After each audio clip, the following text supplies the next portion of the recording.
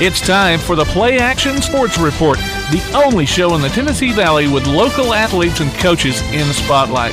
From high school sports to youth sports, you get interviews, highlights, results, and more right here. Don't go away. The PlayAction Sports Report is next. Whether you're in the market for residential or commercial property or looking to sell your current home, land, or building, make your first call to the Phillips team at Alabama Real Estate Solutions. Paula and James can help you with everything you need, whether you're buying or selling. Call Paula at 777-4916 or James at 656-2370. You can also see their listings online at alrealsolutions.com. Look for them on Facebook too. The Phillips team at Alabama Real Estate Solutions. Real solutions for real estate. Athens Utilities comprises Athens Electric, Athens Gas, and Athens Water Services. Together, we are committed to providing reliable and affordable electricity, natural gas, and water and wastewater services. We operate as part of the City of Athens, and just like our city's motto of Athens is classic Southern character, we believe in supporting what makes our community special, and that includes Athens and Limestone County sports. Call 233-8750, go by their office at 508 South Jefferson Street, or look for the link online at athensal.us. One of the worst feelings you can have is that of being stranded. Well, BT's Towing, Tire, and Truck Repair makes that a thing of the past, with 24/7 towing services and roadside assistance in the northern Alabama and southern Tennessee areas. But that's not all. They also offer truck and trailer repair, mobile welding, brake service and repair, new and used tires, and other major and minor repairs. Their name says it all, BT's Towing, Tire, and Truck Repair. For 24/7 response, call 497-8234. That's 497-8234. BT's Towing, Tire, and Truck Repair. Davis & Cole LLP in Athens has served the area assisting individuals and businesses with bookkeeping, tax preparation and filing, and routine accounting. Davis & Cole LLP, 105 South Marion Street in Athens. Call 232-9994. Davis & Cole LLP. The next time you need a pharmacy, one call to Athens Creekside Drugs, Salem Pharmacy, or Florence Express Pharmacy will fill the bill. All three locations are committed to providing you the best services a pharmacy can offer, with the emphasis on quality, value, and service. Whether your needs are simple or complex in nature, either location can provide solutions that deliver results. They pride themselves on being a company where customer service means timeliness, quality service, and a friendly attitude. Athens Creekside Drugs at 605 Highway 31 South, Salem Pharmacy at 28730 Highway 99, and Florence Express Pharmacy on Mall Road in Florence. Attention all you James Clemens football fans out there. PlayAction Sports and Taziki's Mediterranean Cafe are teaming up to bring you Time Out with Taziki's. Listen to James Clemens football from PlayAction Sports, and during the first time out of every game, we'll announce the winner of a chicken dinner for 4 from Taziki's Mediterranean Cafe in Madison. Just go to pasnetwork.net, enter your name, and you may be our next winner. Time Out with Taziki's from Taziki's Mediterranean Cafe and PlayAction Sports.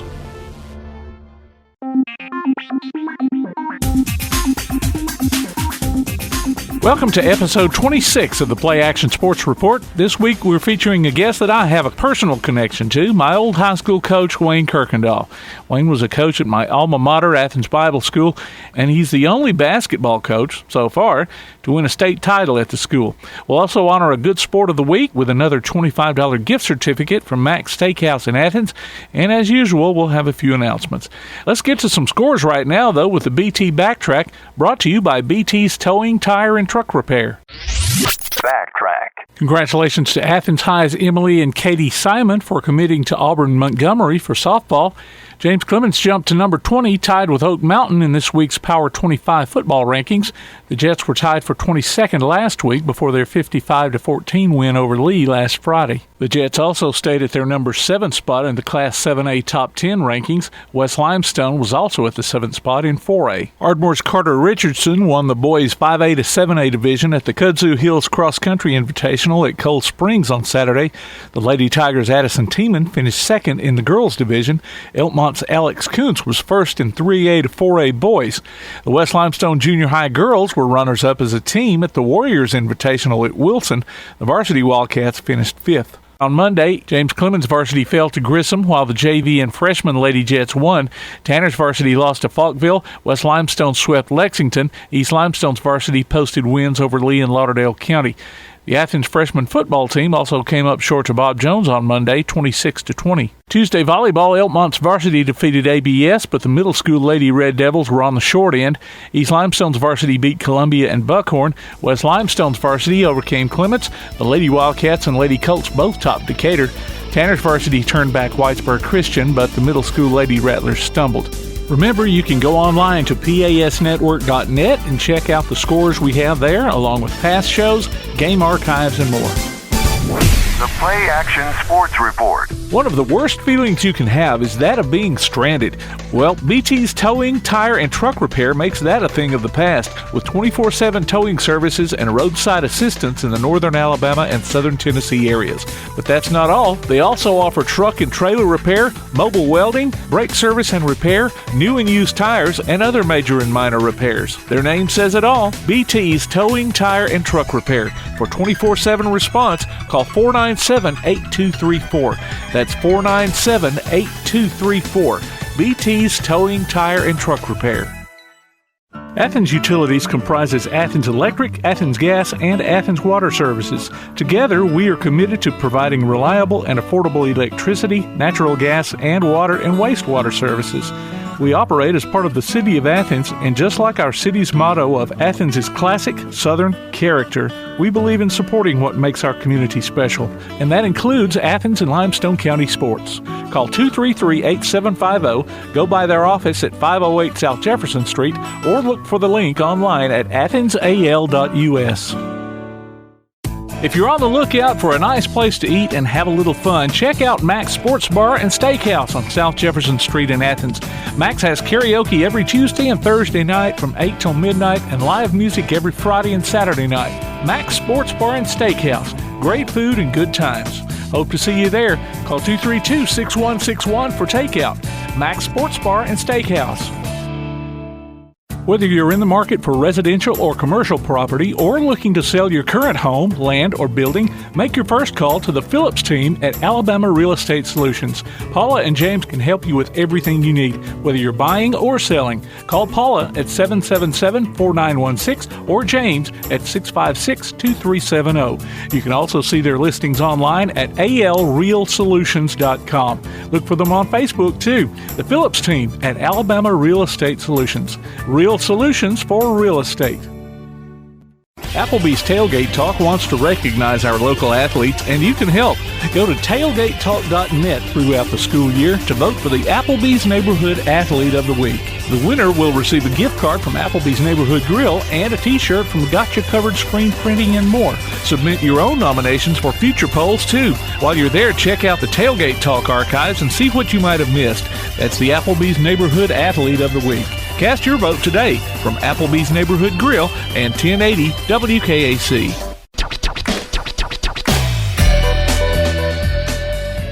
Welcome back to the PlayAction Sports Report and the Athens Utilities Special Guest Spotlight. This week's special guest is Wayne Kuykendall, former ABS coach, one of my old coaches, and the only state basketball winning coach at the school thus far. Now, I knew he would have a lot of stories to tell, and I wanted to let you know going in that this turned into my lengthiest visit so far. I thought about making this a two-parter, but seeing as this is a podcast with no real time restraints, we're going to give it to you all at once. Coach, thanks for your time. Let's just start at the beginning. Tell us the Wayne Kuykendall story. Which one? Well, the high school days of getting arrested, or well, just where you started and how you got to where you are today. Here's what I'll just give you a synopsis. I was born in Valdosta, Georgia, August 5th, 1947. My dad was vice president of Dasher Bible School, and he taught at Lipscomb, had gone to Lipscomb, and I think Brother Fudge was one that contacted him, and we moved here to work at the Bible school. He's going to set up a print shop there, teach woodwork and printing, of course, do the publications and all. So we moved here when I was 9 months old.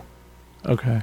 And then when people say, well, where'd you go to school, I have to ask which year, because we moved here. I started the Bible school in 1954, and through the 8th grade, stayed there, and then 9th grade went to Athens High School to play football.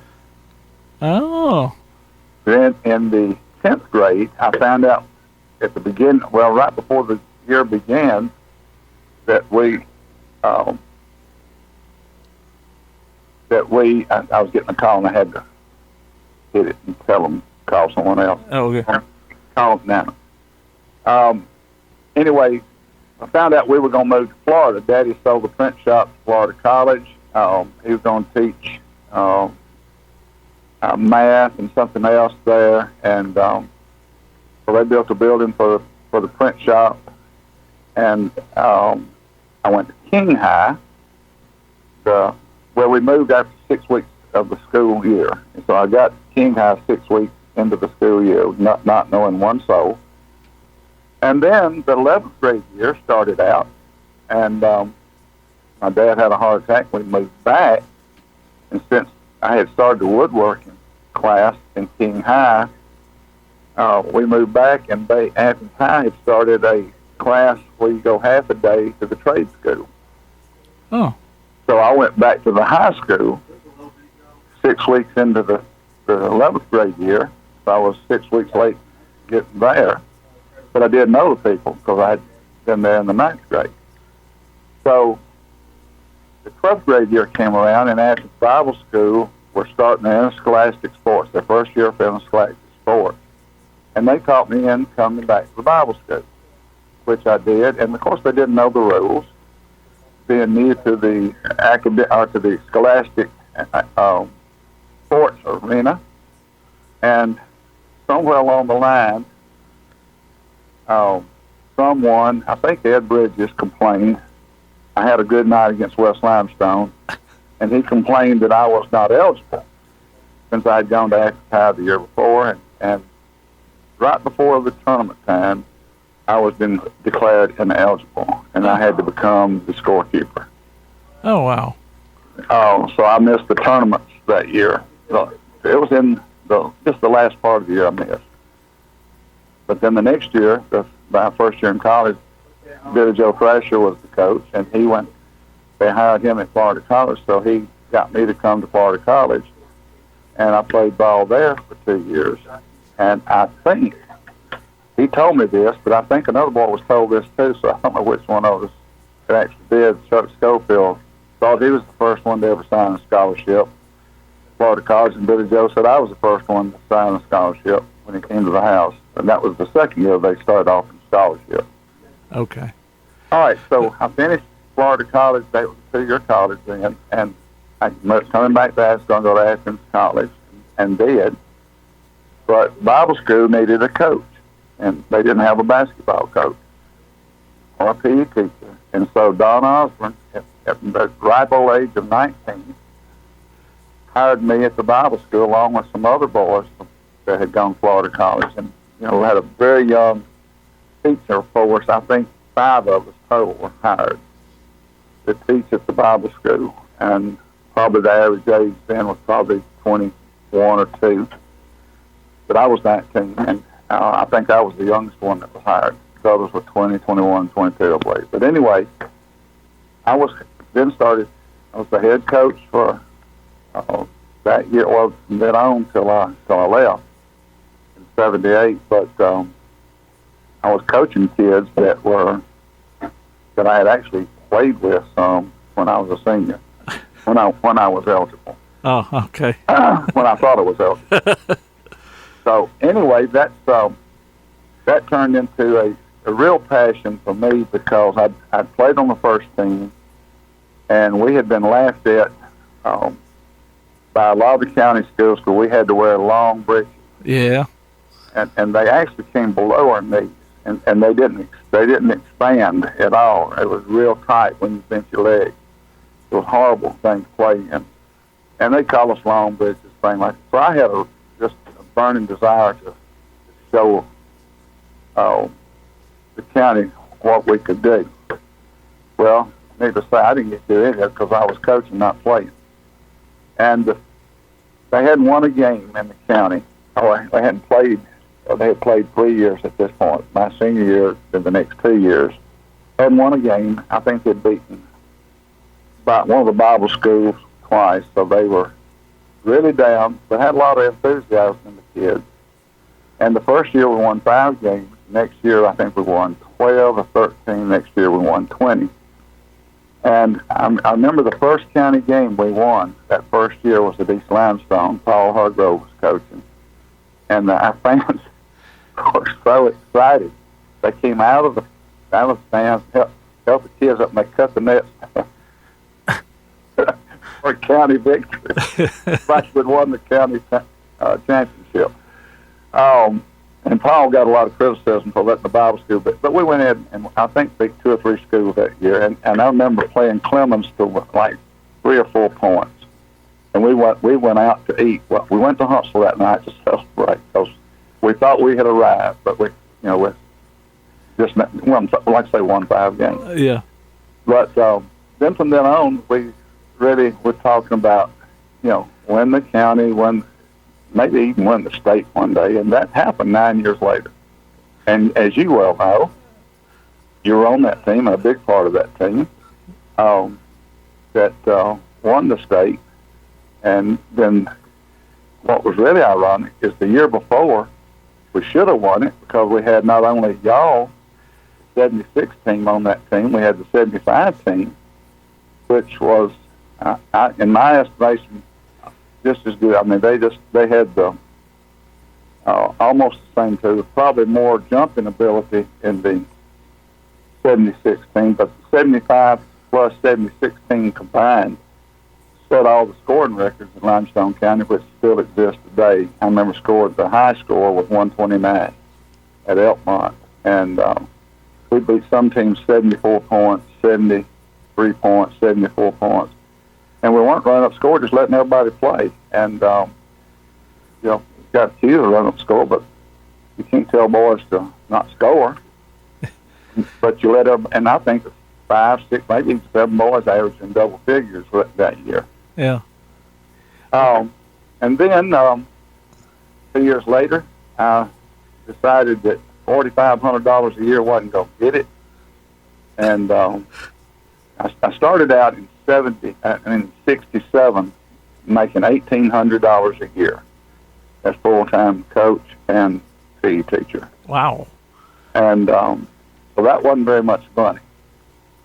So when I had the second child on the way, I got to have some money. So I went to General Motors and stayed there 28 years. And actually during that time came back to Bible school when I was on third shift and coached 3 more different years during that time. But during the meantime, you said about Wayne Kuykendall, if you want to know the peripheral, of course, I've always dabbled in antiques and restoration and building, which I continued doing during that time, restoring one of the people that helped restore, I think it's 5, 6 houses, log houses, and buildings downtown, which has always been a passion, but as you get older, you can't do as much of that. You can't do the climbing and all that. But anyway, that's then after the GM days, I decided as a benefit rep the last 8 years there, financial planning, life insurance, 401ks, long-term care, that kind of thing would just fit what I was doing, and that's what I've been doing since 2008, I think, is when I first started. Okay. Well, let's kind of pick out some of these details that you've thrown out a lot of stuff here, and you said you played on the very first interscholastic basketball team at ABS, and I didn't realize.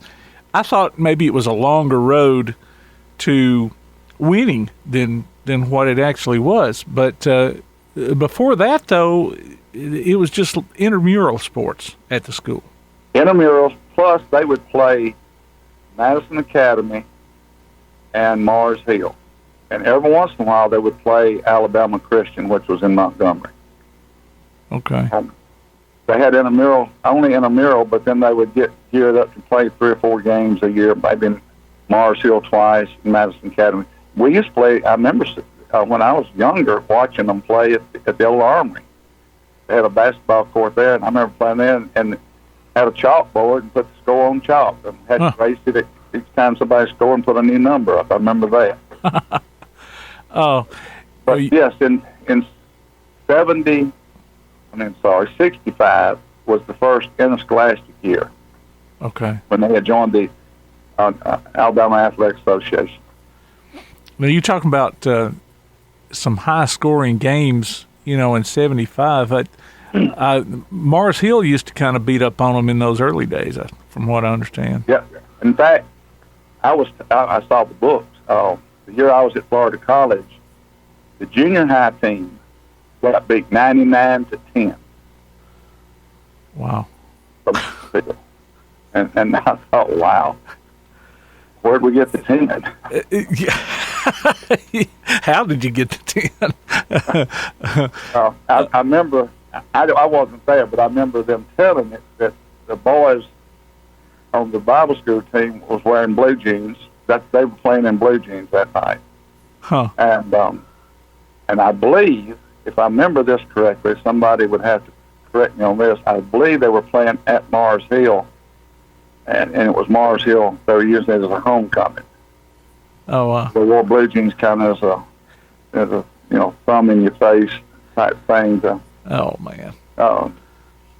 Try to make it not as pretty, but Mars Hill, I think, destroyed them 99-10. I know that was the junior high school. I don't know what the varsity score was. But, yeah. I do remember that, and then looking it up in the old score books, I saw it. When I was talking to you earlier this week, you mentioned that the Trojan was not originally the school's first mascot. Well, when it was intramural, it was Indians. It was Apache, Mohawk, Mohicans, Chickasaw, and you had to be in one of those groups. You had different colors. I think Apache was purple. Chickasaw, I think, was green. I can't remember the others, what they were, but I was a Chickasaw. So my brother had been a Chickasaw, so I need to be a Chickasaw. Yeah. But when it started in a scholastic, I don't know, I kind of believe Sybil Fudge, Bentley Fudge's wife, I think she picked the school colors, and I think the mascot, I'm not sure on that. I know she picked the colors. Well, green and gold. Those, the Chickasaw and Apache and Mohawk and Mohican, that lasted for a long time. That was a long time. Because when I started there, they still had the different color T-shirts and everything, and kids would wear them to school, and I thought, what in the world is that? Because I didn't start until the 4th grade there, so I had no idea what all that was about until I was, I think probably 5th grade is when we first started playing like the intramural sports like that. So. Let's see.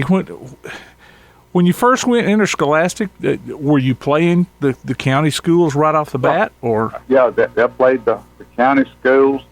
I remember we played Eva, Cortland. I remember playing Eva and Cortland. I remember those 2 games because that was the first 2 games I had to sit out. And then after that was right up to tournament time, but we played Eva and Cortland. And Eva, they had a pot-belly stove at their old gym. And we got to see the old gyms in that day. And they had a pot-belly stove to heat the gym, and I remember the officials telling the boys first, don't let the ball hit the stove. And, it was wild. But St. Rock Valley was probably the worst. You dressed in a cape, and one of the warnings you got, even when I started coaching, it was that way. The warning was, be careful when you shoot a free throw, because the ceiling was right on top of the backboard. So you couldn't arch the shot at all. And when those boys came to Bible school to play, their shots were just straight. They didn't have any arch on the ball at all. They couldn't in their gym. Yeah. Like I say, the ceiling was just right on top of the backboard. Wow. It was. We had some strange times back in those days. Yeah. Well, I can I guess relate a little bit because we did play. I think the first game I actually played in elementary school with the Bible school. We went and played at Athens Elementary, in that old gym. That old gym, yeah. And looking back, that was 4-H ball. Yeah. And so looking back, it from what I remember, it was kind of a neat look to it. It reminded me of some of those old movies that you might see them playing basketball in, with the balcony up there and everything. And then, of course, the sidelines and the end lines were just right. That was the wall and the bleachers. Yeah, you better not get up too much speed doing a layup, or you flatten yourself against that brick wall. Exactly. Some of them would have pads hanging from the wall under the backboard, so if you ran into it, you wouldn't get killed. Yeah. We were playing at down below Coleman.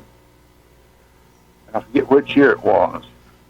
Nathan, about 71, I think.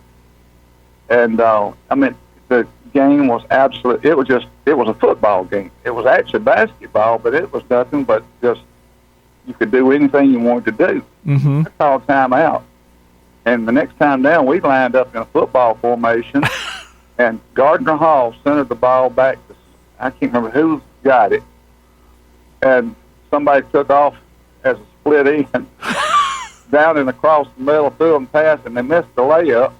Well, the next time we came down the court, we did it again, and they lined up with and Don Osborne actually, about third quarter, got out in the middle of the floor and tried to stop the game. It was just getting totally out of hand. And I remember after the game, we took the scorebook and tore the pages out and burned the pages right there in the parking lot. What? Now, what year was that? I think it was 71. Wow. Okay. 70 or 71. It was right in that.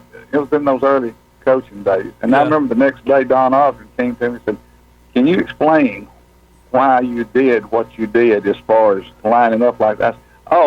We were just mimicking the greatest team ever played, the Harlem Globetrotters. Yeah. He said, "That's good enough for me." Now, I remember we were talking about the high scoring days. There were some, I don't know, there was a couple of years there that there were some low scores, and that was on purpose. Yeah, we would, when we were outmanned, and badly outmanned, we would have to sit on, because back then you didn't have that hash line where you had to cross it and all that. You could just sit on the ball. And we played Athens High at Tanner in the Tennessee Valley Conference Tournament. And I'd gone to Overbelcher a couple of days before, and I said, "Look, Coach, we're outmanned terribly. Show me a good offense." And he just showed me the style offense that they had run a few times when they were outmanned at Athens State. And I remember the third quarter, we got the tip. It's back when you jump ball every quarter. We got the tip, held the ball the whole quarter. Roger Krause, with about 4 seconds to go in the quarter, shot and scored. So it was 2 points scored in the third quarter. But Roger Andrews, better known as Ramjet, got hurt. Turned his ankle. We were like 2 or 4 points ahead. And time we got him back to the dressing room, taped and back in the game, we were 6 behind, and we couldn't overcome it because we were relying on the fact that we could get the tip and get the ball, and so we wound up getting beat. But it drove them crazy. Then we played another team like that, 18-16, I believe. I think that was Hazel Green. We did that too. But and we did it at Woodville one year. That was when I came back after leaving and coming back in those 3 years. We did that because we couldn't play with them. Oh. But we beat them, and boy, the crowd don't like those games. Well, I remember listening to one of those games on the radio, and I thought, man, are they ever going to shoot the ball? Yeah.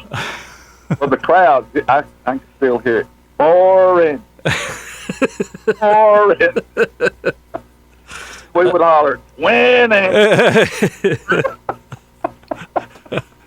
Well, that's what it's all about. That's what it's all about. You mentioned the long pants. You know, the ABS basketball team was known for a long time for those long pants. You know, and that's, of course, back during the time when the other teams were wearing the short shorts and the tank tops.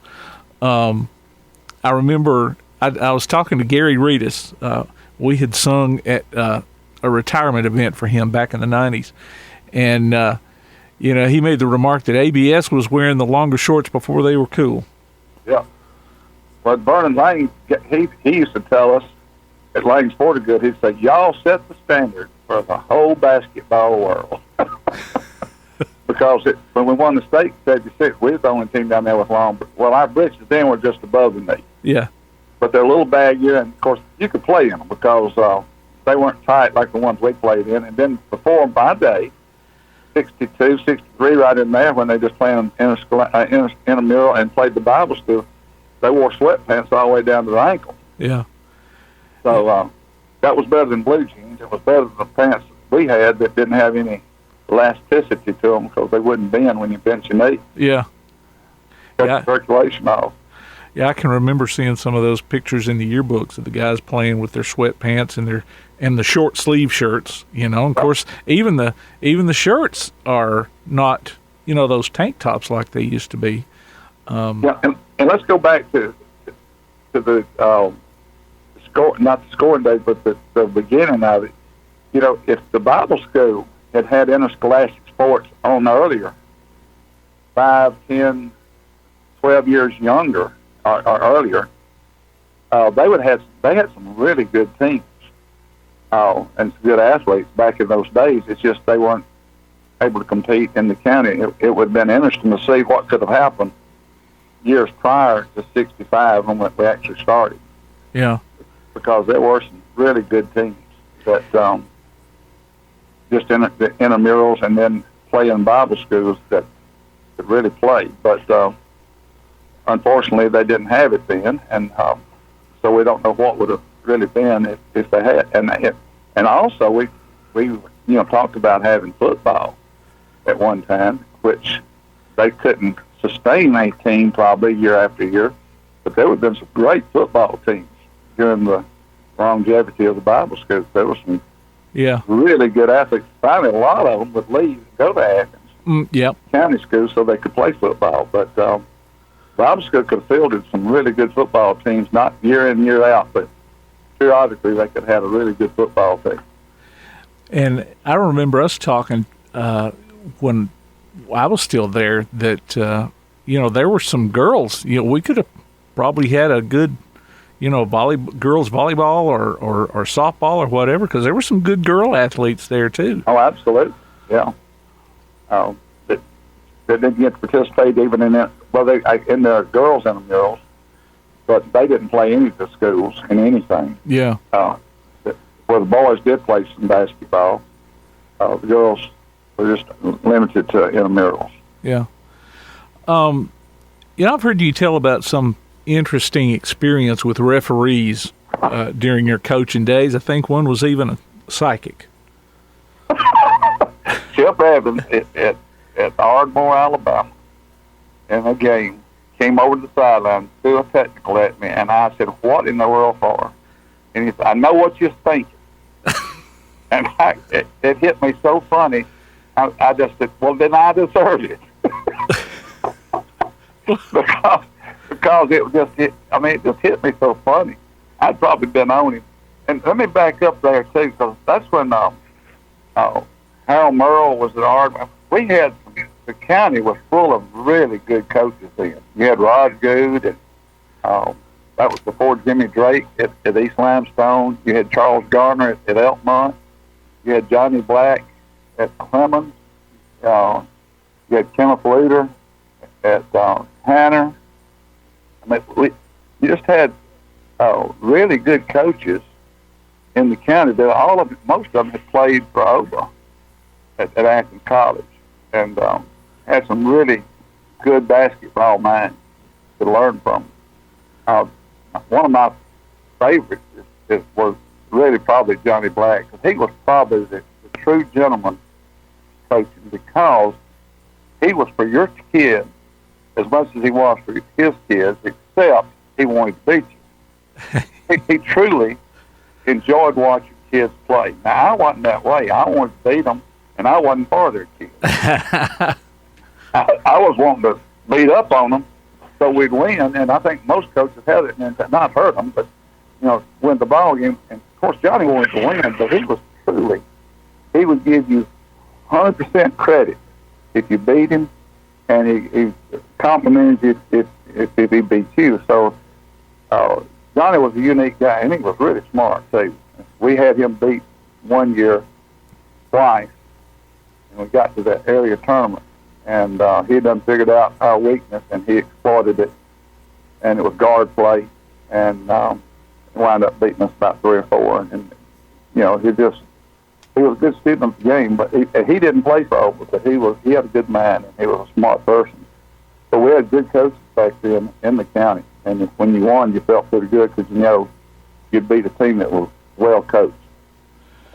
When did ABS first play in the county tournament? Was that right off the bat, or? I don't remember 65 playing in the county tournament. I don't remember 65 because I didn't play in it. I remember the area tournament. I couldn't play in the area tournament. Right. But I don't remember them going to the county tournament.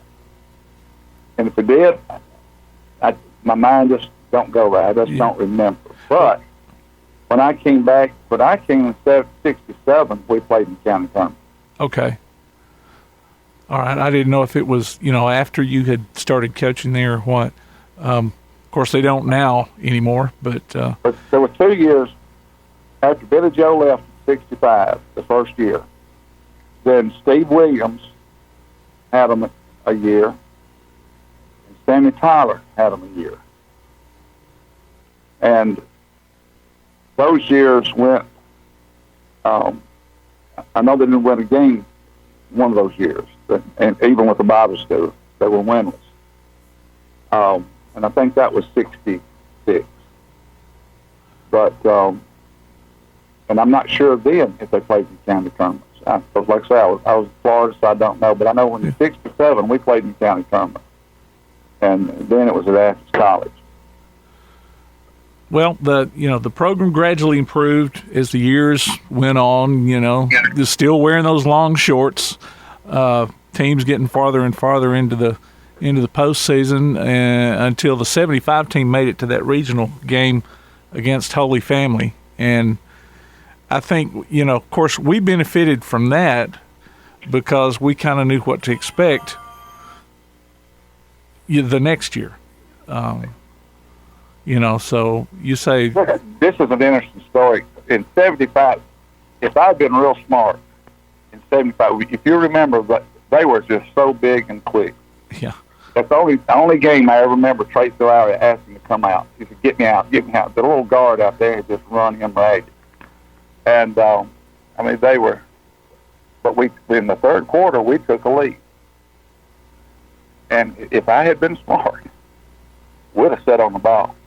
Because we had the players that were smart, that could held the ball and score nothing but a layup. If we had we thought we could get them in the press and get turnovers. But if we'd been really smart, what we'd have done was sit on the ball. And we should have won it back to back. We should have won it in 75 and 76. We had the players to do it. Yeah. And I remember going into that game in 76, that was kind of the strategy, was not necessarily to freeze the ball, but, hold it for the good shot. We're going to play man-to-man. We're not going to show them any. Here's what happened, Tim. That summer, before school got going, I think school had already started, I called the coach. I wrote the coach at Holy Family because I knew they were going to be the other side to beat. And we would have gone, we would have had a chance to go 2 other times if the format was like it is now, where the loser of the area finals goes. Yeah. And we've been the loser twice in the finals. So if we had been in the format today, we might have gone to state a couple other times. But anyway, irregardless, I wrote him a letter and I said, Coach, we've lost all of our starters, which was almost the truth, because like Cody would start sometimes, Jimmy Haraway would start sometimes, but generally they did not start. So I was telling the truth when I said we lost our starters. I didn't tell him the backup team was as good.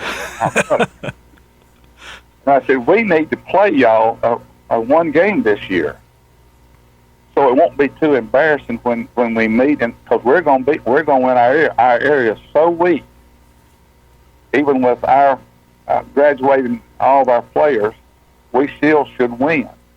And when we do, it's going to be terribly embarrassing for our program, for y'all just come in and just kill us. Well, he wrote back and said, we're booked, we cannot play. The night, I never forget the night, we beat them in our gym. They had an 11-point lead at half. Uh-huh. And after the game went over to him, he said, I remember your letter. Uh-huh. Uh-huh. Because really, it was a sight, trying to be a sight job on, but yeah, how to work, I don't know. But if you remember, at halftime, it's like, now we're fixing to hit them. And they didn't know what, because they didn't have halftime to talk about it or anything. And I remember Ed Bridges, I don't remember who else was there. They left at halftime because they thought we were beat. And they went to see Tanner, the second half of Tanner playing where Bobby Ayers was coaching. They were playing there. They went to Tanner, and Tanner got beat, and they found out we won. And Ed came to the house next day and said, what in the world happened? They had blocked about 10 shots the first half. Yeah. But anyway, Cody had an unreal night, too. I think he had 33 that night. And we fouled out. Two of the big boys, the 6'8" and 6'7" boy, fouled out. Maurice Myers and Earl Banks. Earl Banks, yeah. Both of them, one of them went to Auburn, the other one went to Alabama. So they had a lineup of Division I players on that team. 3 of them were Division I. And it looked like it was impossible. But I remember going to see them play in the Jefferson County Finals, and they won in Birmingham. And they'd beaten all the, just 4 classes, and they'd beaten all the 4A schools that year. And they were strong. But we went down to watch them play in the finals, and I took Haraway, Roger Andrews, somebody, I can't remember who the other person was, and we went and watched them. And I remember the Red, and I said, Red, what do you think? He said, we can take them. And you did. So, anyway, that's that stuff. Of course, we got past Holy Family, went to the state tournament, and, I was going to ask you what you remember most about that, or some of your memories about the state tournament. One of mine is, our trip down there and stopping at that gas station that just so happened to be next door to Holy Family School. Yeah. By accident, we stopped. We were in 2 carry-offs, little vans, and Oliver Boyd was driving one of them. And we pulled in to get gas, and we looked, and there's a playground right next to it, and mostly black kids out there. We thought, well, that's a school. And somebody walks over, and that might have been Tim Carr. Somebody walks and said, that's Holy Family. So I don't know how. We got to talking to somebody, and they invited us, and we went over there, and they went and got donuts and drinks, and the ball team, they brought us into the gym. Yeah. And they were just super, super nice, and told us better win it all since they beat them. And I just remember that was just, totally by accident. Maybe Providence, I don't know which it was. It was just unreal that's where we happened to stop. Did not know where Holy Family was, and then being treated so graciously by their principal, and then their basketball team and coach came in there, and I just thought this was unbelievable. That I know they were disappointed, but they were really cheering us on. What are some of the other things other than winning it all? people may not remember. I think we were rated number 10 that year in the state.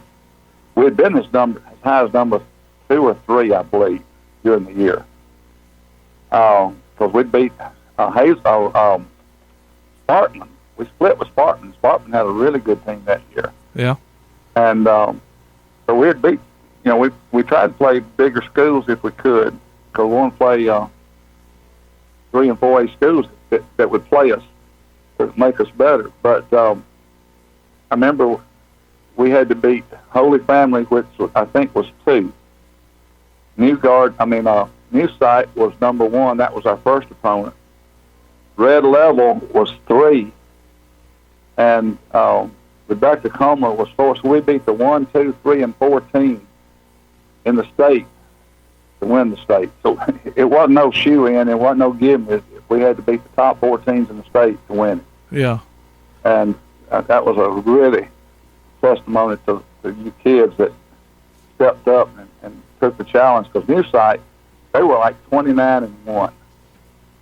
And I remember we were at Coleman Coliseum. I think we had an hour to practice there. And they had just left the floor, and they hung around a little bit. And I remember telling y'all, do not dump, do not show any ability. Get out of here. And so we started a warm-up, of course, just low, simple layups. And finally they left, and we had a real practice, and then let's get used to that tartan floor. But it was a shot, and we beat them pretty good, I think. Yeah. I remember you came off the bench and lit us up right before the half. It was a close game and I remember Haraway got hurt and David got hurt that first game. David turned an ankle and Haraway had a hamstring. Jim Goosetree took care of both of them. Try to get them ready for the next game, which Haraway was limited and David was limited. In fact, I think we started Chigger.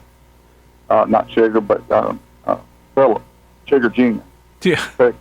Just so our listeners know, we're talking about Philip Castleberry. And we never led that game until about 8 seconds to go. Yeah. It looked like we were doomed because we were not full speed. And they had a quiet kid, about 6'7" in the middle.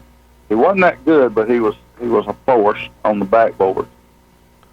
And when Cody hit that one shot, they had what was the boy's name that hit Tony? Oh, I can't remember now. But anyway, he had won several games that year on last second shots, and he got that shot. I remember calling 2 timeouts at the end, 1-6, going how they're going to line up in the second one. Do not foul. Whatever you do not foul. And they took the shot, missed, and the boy tipped it in for Red Level, but the buzzer had already sounded and it got waved off. And then the last game we knew was going to beat them because we'd already seen them play, and there's no doubt we were a lot better than that team. Yeah. I think won by 20 or something. Yeah, so. Yeah. I remember who only boy that didn't score in the state tournament? I do not know. Steve Powell. Who? Really? Yeah. He's the only one that didn't score. We're talking about Tony Andrews here. He did get us ready for Holy Family, because I remember practicing and him holding that broom up, for us to shoot over or shoot around or whatever to imitate, those tall guys for Holy Family too. And another thing too, I've thought that, we played Sparkman, I think the second time in the Civic Center. Right. And I think that whole atmosphere just kind of. That was what we got 2 venues ahead of that, and that was on purpose in case we made it. We didn't want a Coliseum to psych us out, because the backboards everything looks different. And we got to play in the Civic Center. That's the reason we played Sparkman, because we knew that the home return game would be in the Civic Center. And then we got to play at Lipscomb, the tri-state tournament. Yeah. Which was in Lipscomb. That was a big gym. Yeah. And we won that tournament, and probably shouldn't, because we started the game with 10 free throws. Remember that? I do now. I'd forgotten about it. We were not allowed to leave early from school to get there in time, and we got there just barely in time. And I won't call the girl's name, but she did not have the books ready, and that was 10. He got 10 technicals to start the game. I do now. I remember that now. I had 10 shots, made 7 of them. So it was 7-0 when we started. That was Lipscomb, and Lipscomb had a good team. Yeah. Didn't know that then, but I found out through the years that they had a real good team. They had some big boys too, but we ended up beating them. Then we beat Harding, and we had to play Mars Hill again. Yeah. And then Mars Hill had gone to the state that year, and that's why we were pulling for Rebecca Comer to beat them, because we did not want to play it, because we beat them 10 points both times. And Mars Hill had always been kind of a nemesis. And, playing them the third time, that's just almost a death sentence. So we really did not want to. Hated to pull against them, but we sure didn't want to play them that third time. Yeah. Well, so we get through the state tournament, win it. You were also the track coach for a few years at ABS, made some trips to the state track meet. And to Selma. Yeah, to the state track meet at Selma. Yep. And I didn't know that until you told me the other day that you had actually gotten the cross-country program started. Well, we sort of, not really. Oh, okay. It was not really for cross-country. We had a cross-country team. It was to get in shape for basketball. But the first cross-country teams were early on when we were, and where we got that from was Coach Beavers at Mars Hill. I was talking to him because they were just always good. And I remember talking to him once about they would run up scores on people. You'd think, and you'd get mad. And, well, why you run the score up? And that's back especially in the old days. And he said, look. And he would be he'd be over there laughing like you're making fun of you. And I said, Coach, let me just ask you something. You're sitting over there laughing, and you run. He said, look, we're just having fun. We're not making fun. We're just letting people play, and we're not. I mean, I'm not going to punish your boy because he's better. And so I had a different look on Coach Beavers after that. And that was probably 1971 or 2, early on, when I talked to him about his demeanor, about other kids and other teams. He said, when a boy messes up and we're winning, I just laugh. We just have big time, just think it's funny. Huh. But he said, it has nothing to do with the other team. Yeah. So I thought, well, maybe that's the case. And we didn't start laughing so much. It gave me a different look on how they, like the 99-10, that kind of game, Yeah. He said, look, I try to play the strongest schedule as I can, and I run cross country make the boys run cross country to get them in shape for basketball, because you're going to run about 4 miles in a game. 3 to 4 miles in a game. So I thought, well, that's a good idea. So that was our first cross-country meet, was at Mars Hill. Okay. That I forget which year, probably 72. Okay. Well, the seed was planted anyway. Him, that we did. And then after 75, I know Bill started the true cross-country team where they were running meet. I mean, we had like 2 or 3 meets when it was at Mars Hill and a couple other schools. That was about it. Yeah. And I don't remember which year this was, but we had a 3-way track meet at Tanner. Mike Forehand was Tanner's coach. Johnny Black was Clemens' coach. And we were down there in a 3-way meet, and nobody had a starting gun. And Forehand went to the car, so I'll be back in a minute. He came back with a shotgun and started that track meet. The race is shotgun. Wow. Mark said, boom! That's a true shotgun start. Yeah, it was a shotgun start. Some funny things have happened. And we were in a track meet with East Limestone, 2-way track meet, probably about 71. And Paul Hargrove was the coach. And I'm not going to call the boy's name, but he was a discus thrower. and we had that old rubber discus. You'll remember that old black rubber discus. Mm-hmm. 200 years old. It actually came from the original Olympics. And he was getting off there, and he was kind of warming up, getting off the bus. And Paul Hargrove said, "Son, you get way out yonder to throw that thing." And he turned to me and said, "Hey, Coach, let's go up here to the cafeteria and let's get us a chocolate milk." And as we was walking up to the cafeteria, he got hit in the back of the head with that. One that didn't kill him. Wow. And then Paul Hargrove turned that boy and just chewed him out. And the boy came and said, "Why'd you let him do that?" I said, "Because he had a right to chew you out. He told you not to throw it around here. Go on off." Well, I didn't mean to. I didn't take up for him, but we've laughed about it since. In fact, within this last year, I reminded him of it. But that could have been a serious situation with a discus. It's a hard object.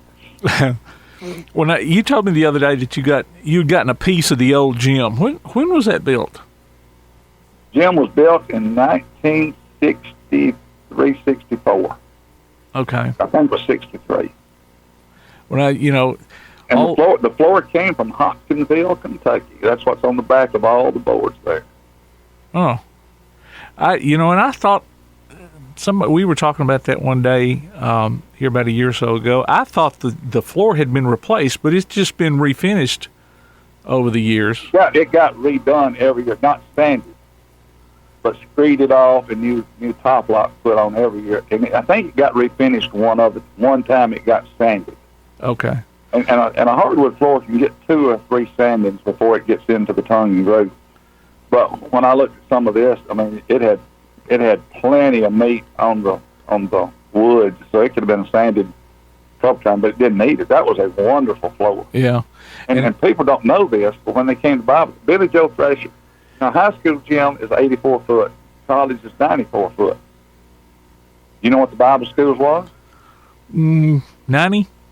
Oh, 89. Okay, well, that's close. Halfway between. Billy Joe wanted people to play there to not have such a hard time if they went on to college. I mean, he was thinking way outside the box there. Plus, kids that came in there, they were having to run 5 more feet each way than their own gym. Yeah. More than that, because some of them had their old gyms, which weren't even that long. Yeah. So we were beyond the regulation gym. Yeah. I can remember, when I was in junior high, playing some of those junior high teams, Owens and Johnson, that had the junior high court coming in there, and they were just worn completely out, Yeah. Well, it's about like a half court in us. Yeah. It's probably a 3/4 court, about what they were used to. And and it was hard on some of those kids that came in there because it was a bigger gym. A lot of people did not know that. And of course, all these other local schools, building a new gym seemed like every few years. And that one lasting so long. Cliff Buchanan's constant nagging about not wearing street shoes on the floor and sitting along the edge of the stage paid off. Yeah. I remember thinking it was well kept and taken care of each year. Like I said, each year they redid the floor. They screed off the old finish and put on the new finish, and that was like I said, it wasn't sanded, but it was sort of a screen wire screed put on to rough it up and get some of that old top lock off, and they put a new coat on. They're ready to go another year. Yeah. It took a lot of shooters on it. Had Music Explosion and the PTFs. Yeah. All those things. Got a lot of footwear on it, plays, things of that nature would take place in the gyms. Only really place they had to meet that was any size until the later years where they built that auditorium. Now let's go back to, we had some state champion track participants. I think David Osborne, he was also a cross country. Jeff Taylor, I'm not sure, I think he got second. Jimmy Haraway should have won the mile, but I was trying to get him to break the mile record, and I got him to go too fast the first 2 laps. And the boy he'd beat every meet, finally beat him at the end because I said, Jimmy, you know you're better than him. See if you can break the record. Do something phenomenal. And that's something that you did. We didn't have to challenge you to do it because that was normal for you. You were jumping 6, 2, 3, and 4 easily. And as we talked about on the radio the other day, we measured you at the lowest part of the bar at Athens, old Athens High School, that 220 asphalt track behind the football field where we had the high jump pit. That time we measured it at 6'9". Bill Gimmerman was the coach at the time. And that's when we were running Steve Parker. I didn't know there was a limit how many events you could run, but after about the 6th or 7th event, Gimmerman came up to me and said, how many events you let that Parker kid run in? I said, I don't know. He can't run in them. He's limited to how many he can run. I said, oh, is he? I thought he could run in all of them. Wow. I had to tell about Tim Lambert's jumping 6 down, which was phenomenal. I mean, nobody's seen that happen around here. Well, 76, I guess, was just the year for state championships at ABS, I guess. It was just... Yep. It turned out to be that way. Yeah. You talking about restoring houses and all, I can remember after some of those track meets riding back and not directly back to the gym. We'd take some side trips to out in the boonies, looking for wood or whatever. Right. In that car that you had restored. Yeah. Old 50 Plymouth. I drove it from outside of Murfreesboro, Tennessee to Athens with no brakes. Wow. Gave my uncle $100. I just gear down and hope for the best. You may have been using those Fred Flintstone brakes. Well, hey, David did coming back from East Side one Sunday, and I was coming down the street, and I, wouldn't gear down because it's going downhill. And I told David, I said, stick your foot out. And tore the sole off his shoe. Oh, man. Okay, so we're going to take a sharp turn here. You're part of the Athens Storytelling Festival. It's coming up. It's going to be different again this year. What are the dates for that? Well, I'm sorry that you're asking me that because last night we were cutting corn. Uh-huh. While the others were meeting. And I didn't get to go to the meeting to get the, I've heard the details, but I talked to Leah Oakley today, and she's going to call me after school. Right now, the event is going to be the same time of year. The virtual is going to run, again, I think it's going to run through where you can buy a ticket and watch it virtually up through Thanksgiving, but I'm going to call Donald Davis to see if we can have him come at a later date rather than the 20th or whatever the date is. I'll tell you in a second. October the 21st, on a Thursday night, when the festival's supposed to exist, we're going to have a dinner with him at Emmanuel Baptist Church.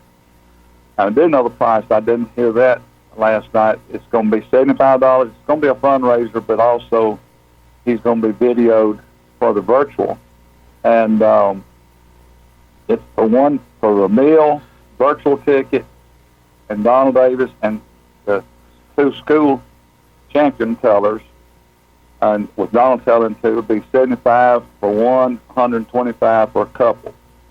That's your meal and all that. But it's right now it's the 20th, and if I can get a hold of Donald and get him to agree to come in November on his way back from California and do it later, it'd be better because it'll give us a little bit more time to prepare. Okay. So all this has happened so abruptly because we could not get a tent, and I've been scrambling for a month with every company in the region or surrounding states.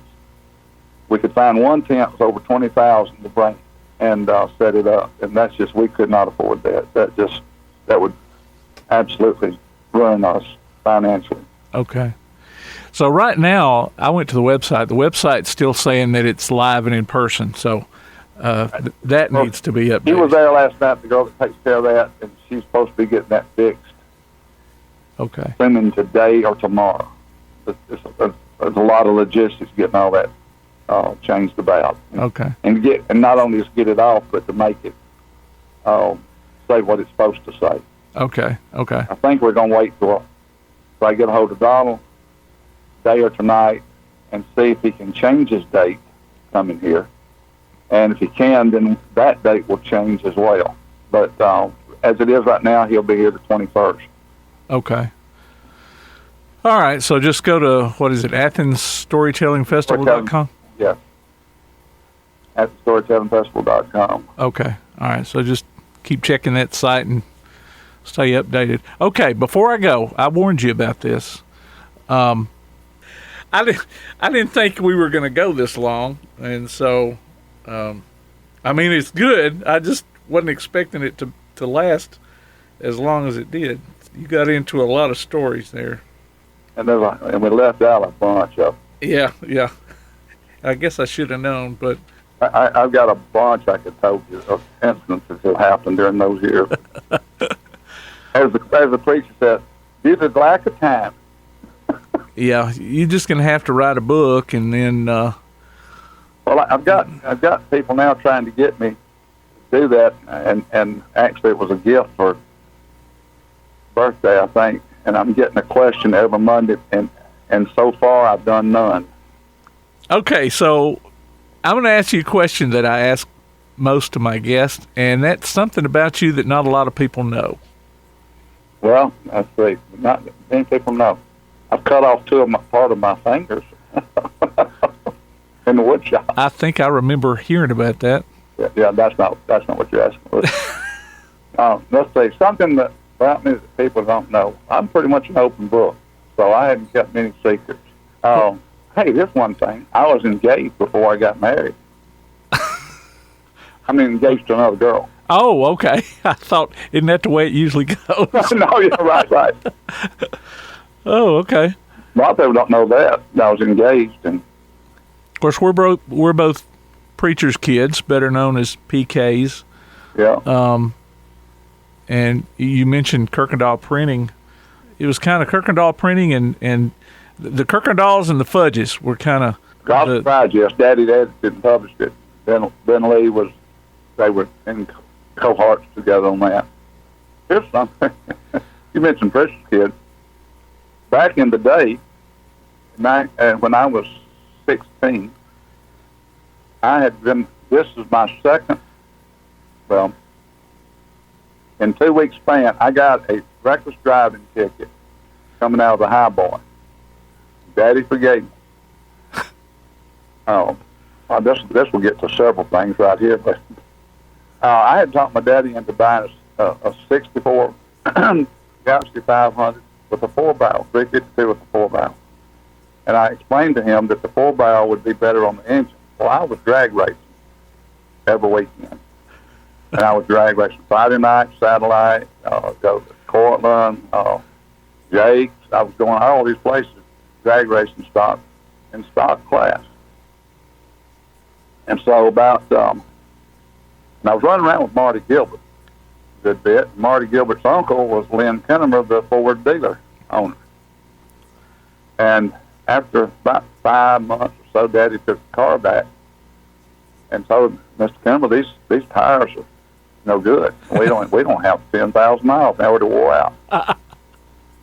And so I remember Mr. Kennemer called me at the print shop and said, Wayne, I just put 4 new tires on your daddy's car. And if I hear you drag racing anymore, I'm going to tell him. Well, that shut down my drag racing because, and then, looking back, he went and got Marty because he knew I was running around with Marty. His nephew.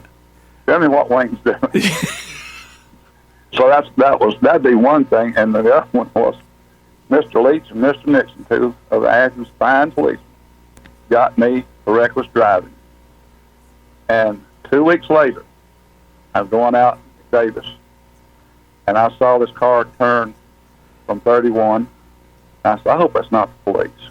So I went into High Tower Hill and cut my lights out. I was driving through High Tower Hill with my lights out, and the red light comes on. And so I said, I can't get caught again. So I said, I better hightail it. Oh, man. So I took off.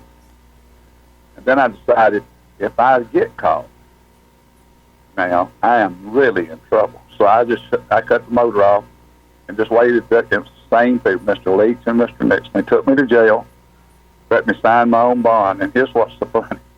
Oh, it's not funny, but the daddy had an article in as a preacher at Carvin. He had a weekly article in the paper, a religious article, and on one side of the page was his article. On the page, right, the column next to it was the arrest record for the week.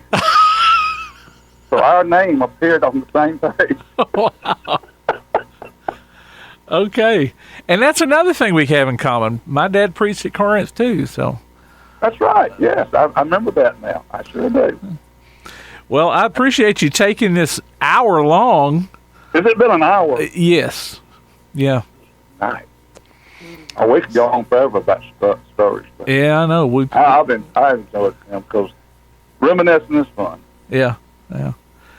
All right. Well, I appreciate you taking your time, and we'll. Yeah, because this was fun just to remember. Yeah, we may have to do a series, part 2. All right. All right. I appreciate it. Yes, sir. All right. Thanks. Bye-bye. Bye. That was former ABS coach Wayne Kuykendall. We thank him for his overtime this week. And again, you can keep updated on the Athens Storytelling Festival by going online to athensstorytellingfestival.com. Log on to pasnetwork.net for the latest scores, standings, and other goings-on in the world of Limestone County sports. The PlayAction Sports Report will be right back. The PlayAction Sports Report. Athens Utilities comprises Athens Electric, Athens Gas, and Athens Water Services. Together, we are committed to providing reliable and affordable electricity, natural gas, and water and wastewater services. We operate as part of the City of Athens, and just like our city's motto of Athens is classic Southern character, we believe in supporting what makes our community special, and that includes Athens and Limestone County sports. Call 233-8750, go by their office at 508 South Jefferson Street, or look for the link online at athensal.us. One of the worst feelings you can have is that of being stranded.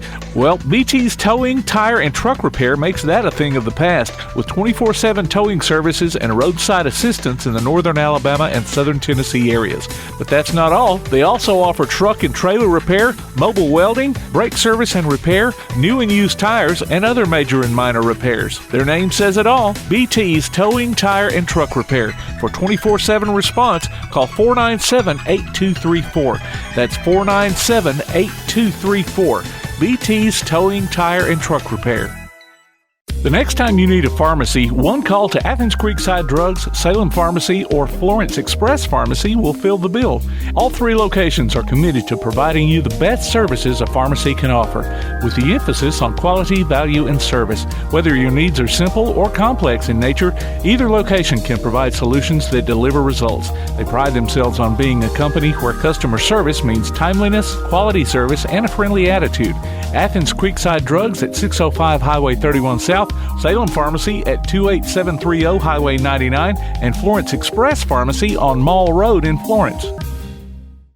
Davis & Cole LLP in Athens has served the area assisting individuals and businesses with bookkeeping, tax preparation and filing, and routine accounting.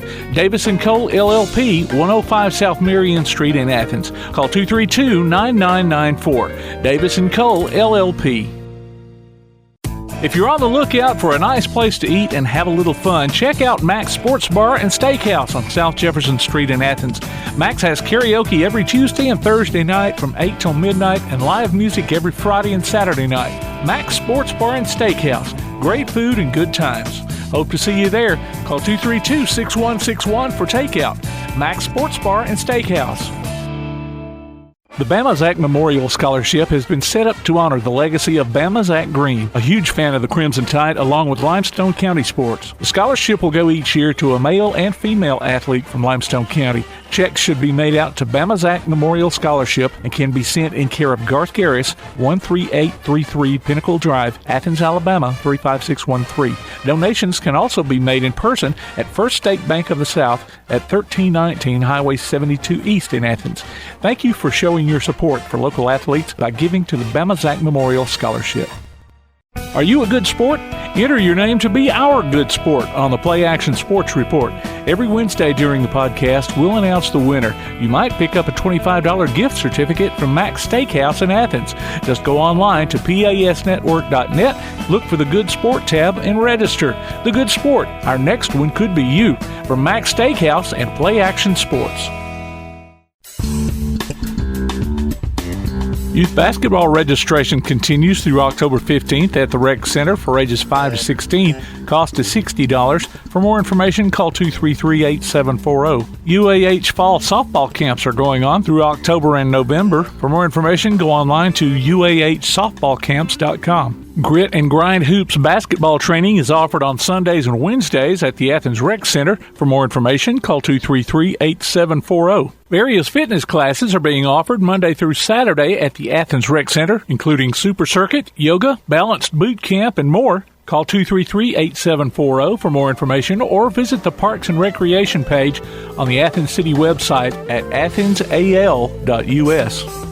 Congratulations to Ron Russell, our Max Good Sport of the Week. Ron picks up a gift certificate from Max Steakhouse in Athens. Go to pasnetwork.net and register your name or a friend's name and listen to the Play Action Sports Report every Wednesday on your favorite podcast platform, in the podcast section of the Play Action Sports app, or on the Play Action Sports website.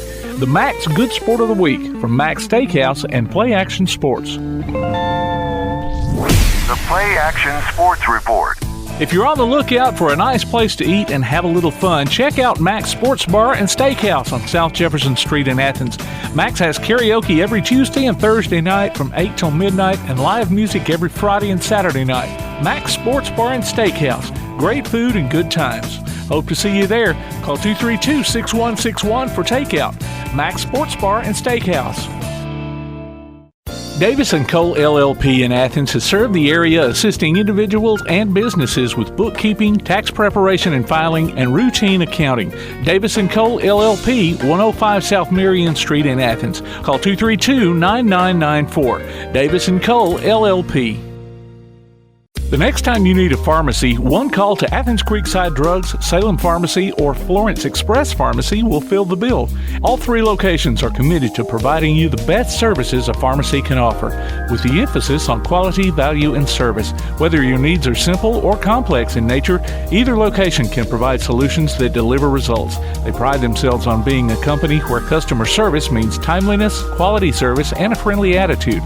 Athens Creekside Drugs at 605 Highway 31 South, Salem Pharmacy at 28730 Highway 99, and Florence Express Pharmacy on Mall Road in Florence. Whether you're in the market for residential or commercial property or looking to sell your current home, land, or building, make your first call to the Phillips team at Alabama Real Estate Solutions. Paula and James can help you with everything you need, whether you're buying or selling. Call Paula at 777-4916 or James at 656-2370. You can also see their listings online at alrealsolutions.com. Look for them on Facebook too. The Phillips team at Alabama Real Estate Solutions. Real solutions for real estate. Looking for t-shirts with just the message you want?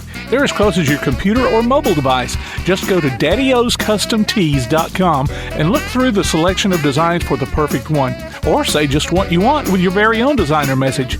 Daddy O's Custom Tees features short and long sleeve t-shirts plus sweatshirts, hoodies, aprons, mugs, and even pet apparel. With Daddy O's Custom Tees, you can have it your way, whether you need 1 or 100. Go to daddyoscustomtees.com. That's DADDYOS custom TEES.com. daddyoscustomtees.com.